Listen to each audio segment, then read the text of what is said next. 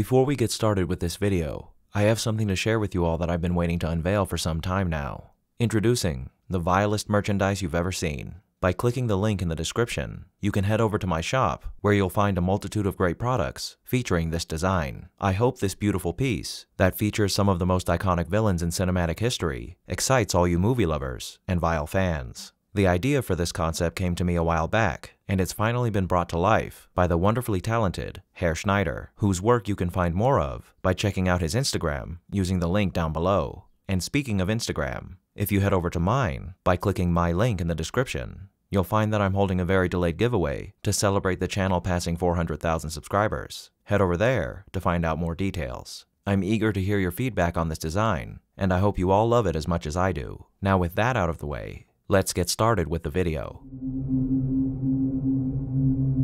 Hello everyone, and welcome to the 81st episode of Analyzing Evil, featuring Bill the Snake Charmer from Kill Bill. One of the most likable villains to ever appear on the silver screen, Bill is a master assassin leading a pack of vicious killers known as the Viper Assassination Squad, and through their combined efforts working as international assassins, there's no doubt that Bill and his cronies have sown their fair share of evil during their time pursuing this dark profession. And when you add in the fact that this man and his companions were willing to utterly destroy the life of one of their own, a person who happened to be Bill's favorite, you have the perfect recipe for making one criminally twisted man. But this man has a lot of altruistic style to his character, the kind of grace, dignity, and humility that you don't often see in a murderer of his caliber. So this video is going to be as much about examining all the positives in Bill's character as it will be about dissecting where his actions, and the actions of those under his charge, fall on the scale of morality, and how this magnanimous individual is able to be so charming despite a critical flaw in his character, a flaw that leads Bill to committing the only verifiable act of evil in this duology. Now Bill's style is quite groovy, but no amount of stellar clothes can hide a bad haircut or discomfort, and that's where our sponsor for this video, Manscaped, comes into play. Manscaped is a company dedicated to revolutionizing self-care for men by offering cutting-edge products that utilize their skin-safe technology, helping to protect the most sensitive areas of your body during those lengthy maintenance sessions. As some of you may know, the human form that I'm forced to occupy from time to time has unfortunately received the short end of the evolutionary hair stick,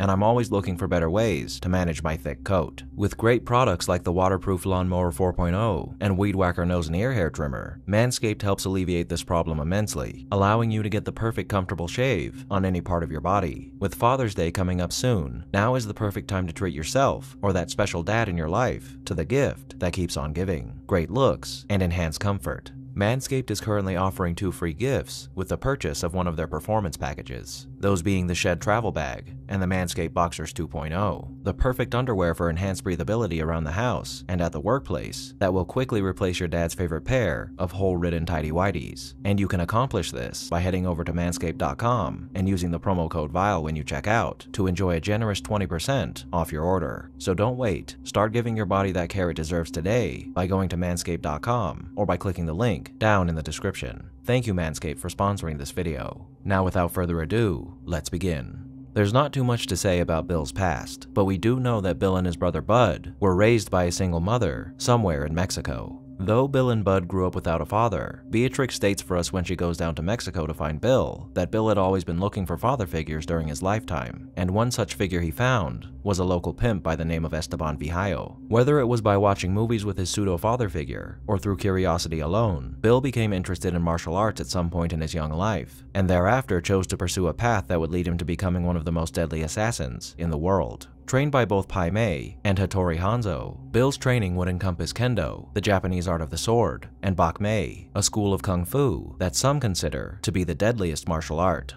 After becoming a master of both, Bill would go on to form the deadly Viper Assassination Squad, and he presumably did so with his brother Bud after he completed his training. Because of the close relationship between Bill and the members of his squad, it stands to reason that each one was handpicked by Bill himself to become a member. The reason why he chose Bud is obvious, as he's not only his brother, but it's said that he's the only man that Bill ever loved. As far as the 4 women of the group are concerned, nobody would blame you for initially believing that Bill included them in his squad because, well, they're beautiful. I'm sure that's part of the reason, as Bill seems to be a womanizer of sorts, and while we don't have a concrete background for Vernita, we are given partial explanations regarding how Beatrix, Oren, and Elle joined the squad. Beatrix either started out as Bill's lover and then joined the squad, or the reverse happened. Regardless, Bill either felt she was worthy enough to become a skilled fighter, or trusted and loved her enough to make her his lover, which of course earned her a spot as his right-hand woman in the squad. A popular theory regarding O-Ren is that Bill was the man who killed her parents on behalf of Boss Matsumoto. If that's the case, it's possible that O-Ren was the third member to join the Viper assassination squad, as perhaps Bill was aware of O-Ren's existence when he murdered her parents, afterwards keeping close tabs on her so he could one day induct her into his squad once she was ready. Whatever the case may be, O-Ren had made a name for herself in the Tokyo underworld by the time she formally met Bill, and her skills as a merciless combatant without a doubt contributed to her induction into Bill's squad, no matter whether or not Bill had been keeping tabs on her for much of her young life.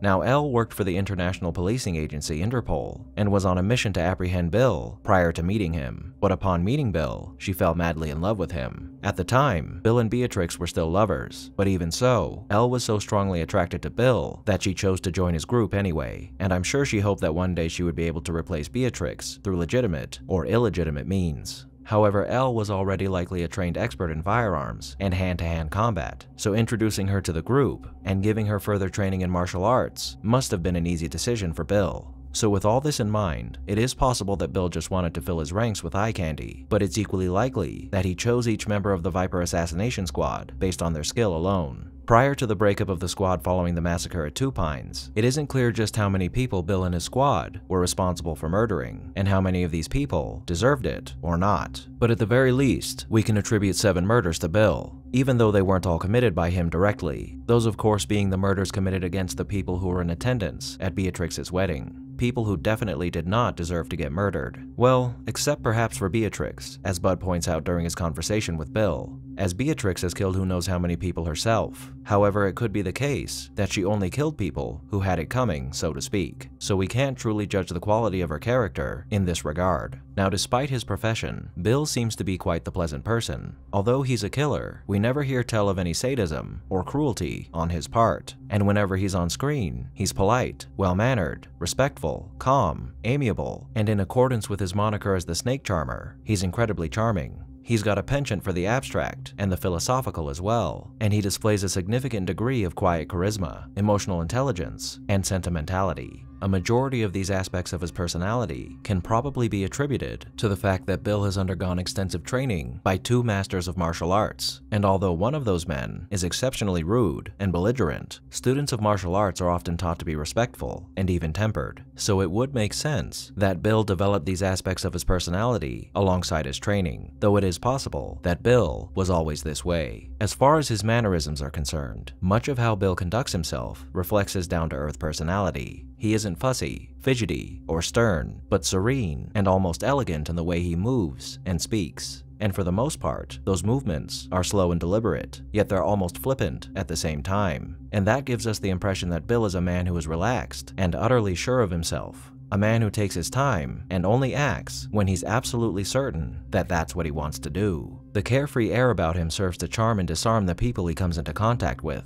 and his appearance does a great job of accomplishing that as well. With kind eyes, a warm smile, and a relaxed 70s style, everything about Bill makes him into the perfect image of a laid-back everyman who digs the old school. And one could almost label him as half a hippie if it weren't for the fact that his background, lifestyle, and training bring him more in line with a sort of New Age Shaolin monk. However, just because Bill is a pleasant man with an admirable sense of style, that doesn't make him a saint. Obviously, we have the fact that he's a professional murderer, but all the evil that lies within Bill can largely be attributed to the one thing that's present within every brand of evil: selfishness. You have, of course, his ability to murder people for money without qualms, but even if we found out that every murder Bill had committed, or ordered to be committed, was perpetrated against villains and scoundrels, the fact still remains that he and his associates killed his erstwhile lover's friends and fiancé, and attempted to murder her and her unborn child because he had been hurt by her betrayal of him. Now again, Beatrix isn't exactly an innocent person herself, and I'm not saying that Beatrix running off and keeping Bill's child from him was the right thing to do, even if her reasoning for doing so is pretty sound, but she definitely didn't deserve to die for running away from her lover. But it turns out that this may have been the best thing Beatrix could have done for her daughter, as during her encounter with Bill and Bibi towards the end of the second film, there are 2 moments that show that Bill was perhaps already on his way towards molding his daughter into one of his assassins. The first is the conversation they have about Bibi taking her goldfish Emilio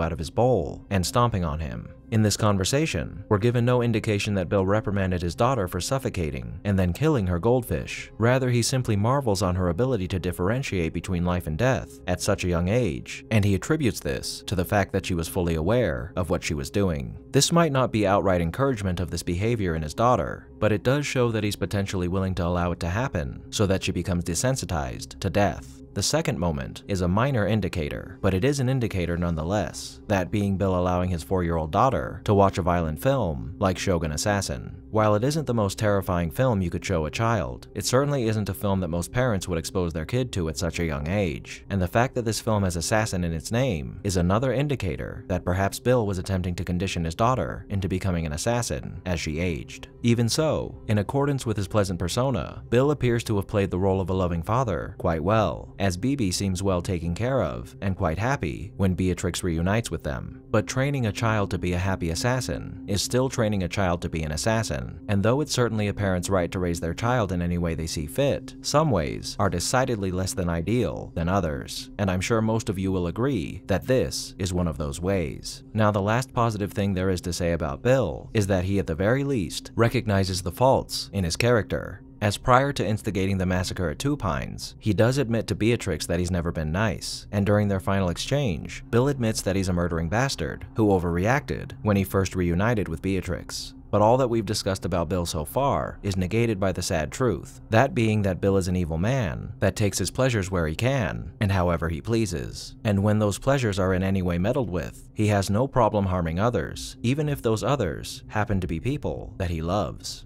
However, a good part of the reason that Beatrix tells Bill that his reaction to finding her was so surprising is because of all the positives in his character that we've discussed in this video. Positives that linger in the mind of Beatrix as she has her final conversation with Bill, showing that even despite the fact that he attempted to murder her and her unborn child, the fond feelings she had for this incredibly mesmerizing man were hard to shed. But in the end, Bill gets what's coming to him: recompense for the attempted murder of his former lover and mother to his daughter, and the murder of her friends and fiancé, losing his life at the hands of the woman he likely loved more than anyone else in his entire life, a woman who surpassed his substantial martial arts training to end him with the revered technique of their shared, illustrious master. And at this end, who was Bill? He was a stylish assassin molded by 70s chic and the elegance of martial arts, the quiet badass with an aura of charisma that we can all admire. However, one's personality and style are a poor substitute for the blackness that lies within their heart. And no matter the airs that Bill put on, he was always one thing: a murdering bastard who only ever looked out for himself. Bill may have had an aesthetic that left us all in awe of his person, but when you peel back the superficial layers of a carefully crafted glamorous facade, you find nothing more than a man who chose to dedicate his life to sowing evil. Thank you all for tuning in to this episode of Analyzing Evil, and I hope you've enjoyed. What are your thoughts on Bill? Did I miss anything? Let me know down below, and leave a suggestion for a villain you'd like to see featured while you're at it. If you liked this video, hit that thumbs up button, and make sure to subscribe if you haven't already. A big thank you to all of my subscribers, and to my patrons, and a most vile thank you to those whose names you're seeing on screen now.